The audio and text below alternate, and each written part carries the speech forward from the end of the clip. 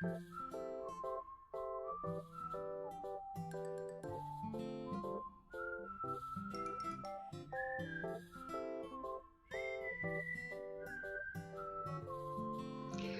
so let's try another one. If you reacted 8 grams of aluminum with 20 grams of ferric oxide, it was observed that the solid fragments of aluminum oxide is produced, which is the limiting reactant, and how much reactant is left after the chemical reaction.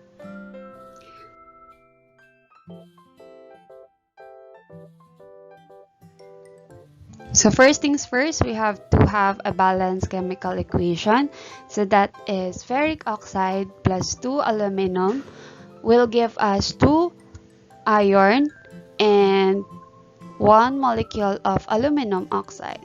And then we're going to place it again in our table depending on the compound or element given.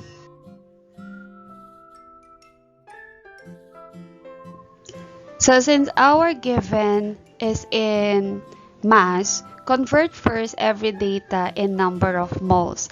So if we have ferric oxide, we have 20 grams of ferric oxide using our molar mass conversion. So that is 20 grams of Fe2O3 divided by the molar mass of 159.69 grams, which will give us 0.13 moles of ferric oxide. Now, for aluminum, we have 8 grams of aluminum divided by the molar mass of 26.98 grams aluminum. So, cancelling the units, we will have 0.30 moles of aluminum. Okay, so for our keyword, maximize each reactant first. So if we're going to maximize our Fe2O3, we have 0.13 moles. How many aluminum is needed to create aluminum oxide? So that is 0.13 moles multiplied by the molar ratio of aluminum and Fe2O3. So that is 2 moles aluminum over 1 mole of Fe2O3, which will give us 0.26 moles of aluminum.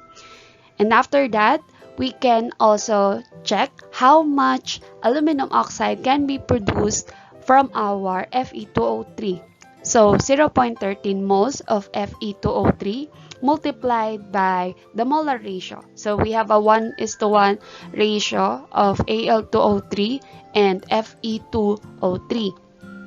So we have 0.13 moles of aluminum oxide. Then again, if we're going to compute or we're going to maximize the amount of aluminum, how much ferric oxide is needed? So we have 0.30 moles of aluminum multiplied by the molar ratio of 1 mole Fe2O3 over 2 moles of aluminum, which will give us a value of 0.15 moles ferric oxide. And how much aluminum oxide can be produced? We have 0.30 moles of aluminum multiplied by 1 mole of aluminum oxide over 2 moles of aluminum, which will give us 0.15 moles of aluminum oxide. So now that we have the following values, if we are going to maximize the 0.13 moles of ferric oxide, we need to have 0.26 moles of aluminum to produce 0.13 moles of aluminum oxide. But if we're going to maximize the aluminum, with 0.30 moles of aluminum, we need 0.15 moles of ferric oxide to produce 0.15 moles of aluminum oxide. So based on our rule, which reactant produces the least number of moles of product, that is our limiting reactant. So in our case, Fe2O3 or ferric oxide is our limiting reactant. Okay, so how much is left? Since we already determined the value of aluminum needed to complete the reaction, and Fe2O3 only needs 0.26 moles of aluminum.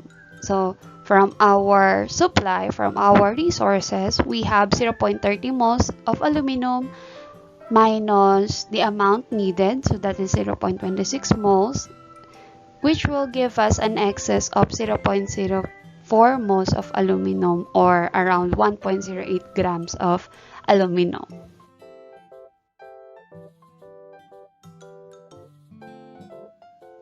So that is our quick lesson on limiting our excess reactants. If the quantity of each reactant is given, you must determine which one is used up first. That is the limiting reagent. And then the other reactant that is not completely consumed in the reaction, it is in excess. So the reason why we need to check if all materials is maximized first and determine how much is needed to complete the chemical equation. It's a little tedious. You need to compute first both of the chemical reagents to check how much is needed and how much can be produced. However, it will help you in solving, especially how much is excess, or you can really compare how much is needed to complete a chemical equation. Thus, to determine the limiting reactant, we have a summary procedure. Number one, always and always write a balanced equation.